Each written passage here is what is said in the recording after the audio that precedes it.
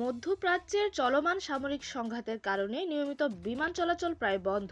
ভারতে আটকা পড়ে অনেকটা বন্দিদশা হয়েছিল ক্রিকেটারদের। অবশেষে সেই উৎকণ্ঠার মেঘ কাটছে। আইসিসির বিশেষ চার্টার্ড বিমানে চড়ে ভারত ছাড়ছেন ইংল্যান্ড, দক্ষিণ আফ্রিকা ও ওয়েস্ট ইন্ডিজের ক্রিকেটাররা। ইএসপিএন ক্রিক ইনফো জানিয়েছে, গত বৃহস্পতিবার সেমিফাইনালে ভারতের কাছে হেরে যাওয়া ইংল্যান্ড দল আজ শনিবার সন্ধ্যায় মুম্বাই থেকে রওনা দেবে। অন্যদিকে গত কয়েকদিন ধরে কলকাতায় অনেকটা অলস সময় কাটানো দক্ষিণ আফ্রিকা ও ওয়েস্ট ইন্ডিজ দল রোববার ভিন্ন এক চার্টার্ড বিমানে কলকাতা ছাড়বে। ইংল্যান্ড দল সরাসরি লন্ডনে যাবে। ওয়েস্ট ইন্ডিজ দল দক্ষিণ আফ্রিকার সঙ্গে প্রথমে যাবে জোহেনেসবার্গে, তারপর সেখান থেকে তারা যাবে অ্যান্টিগায়। তবে প্রোটিয়াদের সবার গন্তব্য এক নয়। কেশব মহারাজ, জেসন স্মিথ ও জর্জ লিন্ডেদের নিয়ে টিম ম্যানেজমেন্টের বড় একটা অংশ রোববারই পাড়ি জমাবে নিউজিল্যান্ডে।